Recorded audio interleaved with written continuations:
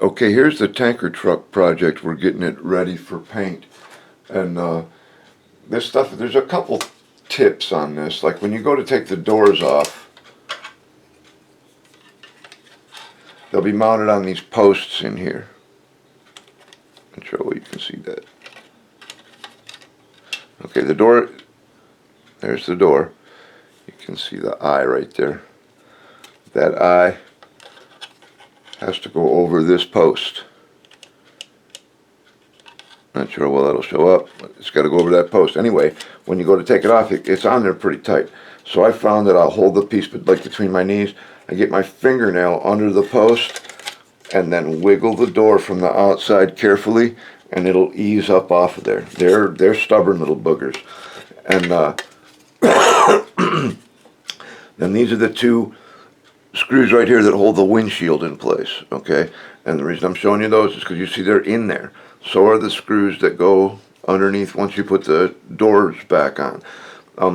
These screws especially are different from the common screw in the truck. So as soon as I take the windshield out for paint, I put the screws right back. That way they don't get lost. The rest of them, though, are pretty much all these three types of screws right here. The one to the right is the most common, and that's what holds the cab down and holds the battery tray in the cab and all that stuff. That one in the center, that was the screw that was holding the stock electronics board down. And taking these apart is pretty self-explanatory. That's why I really didn't cover it.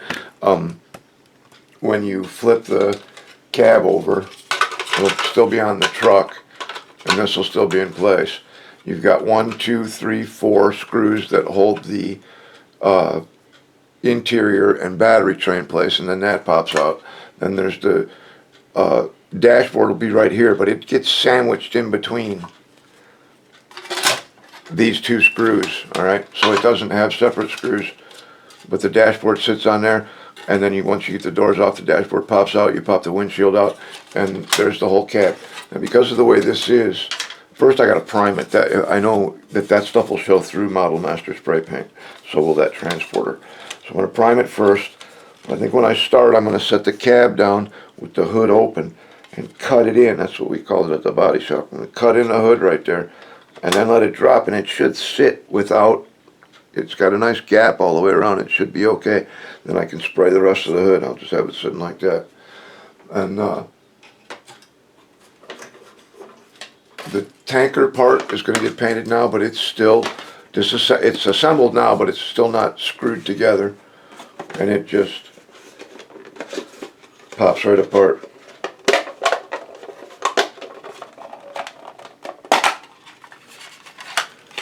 The black back plate slides in.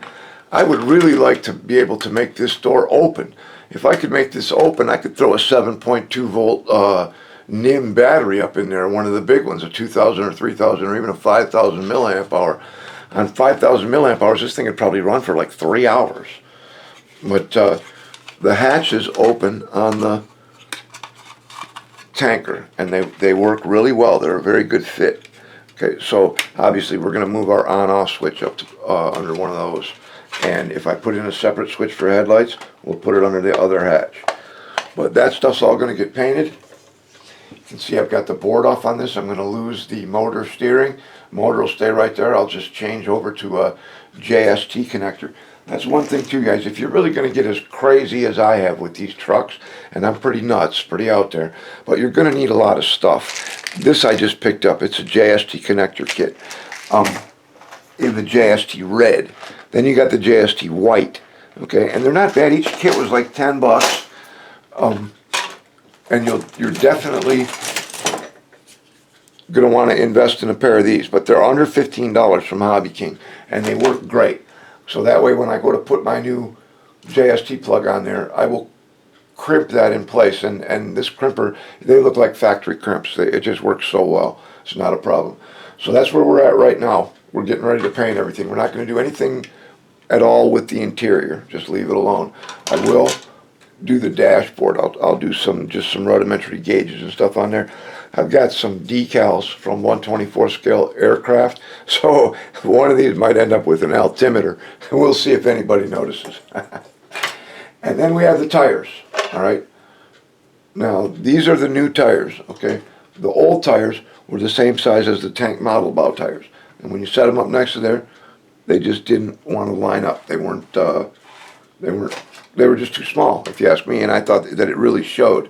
But these are the tires from the Diamond T, fresh off the printer. They're nice and flexible. I cut my infill down to 10% and my wall thickness to 0.8 millimeters. They're nice. Here's one that's been started on the cleanup. Obviously, we'll put the good side out. But when you set that tire next to it, you can see that's pretty close to the same size. So I think those are going to look much better on this truck. Okay, those are one thing. These were just too darn small. They looked stupid. And then in the rear, we're going to have duals, split rims. All right, and they'll be the right size. And we'll have proper dual wheels on the back like a World War II truck. Okay, I like these tires. They're really good. They're just too modern for what I'm building. These kind of tires did not exist during World War II. This kind did. So, and again, for the 500th time, thank you, Martin.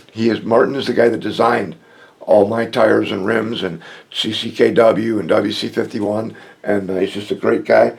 And this is another example of his skill. These tires take a long time to print. It takes 41.5 hours to print 4 tires. I need 10 tires for this, so I'll run the print 3 times. I have 2 for the next project. But it's probably going to be Tuesday before I can even start printing the rims.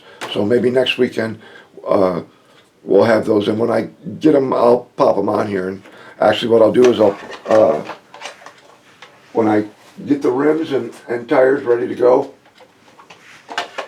I'll swap them onto this, the Q60. And at first, I'll put them on one side so I can set it on the Lazy Susan and spin it around, and you guys will be able to see the difference in the tires side by side. So that's where we're at. We'll see you next time.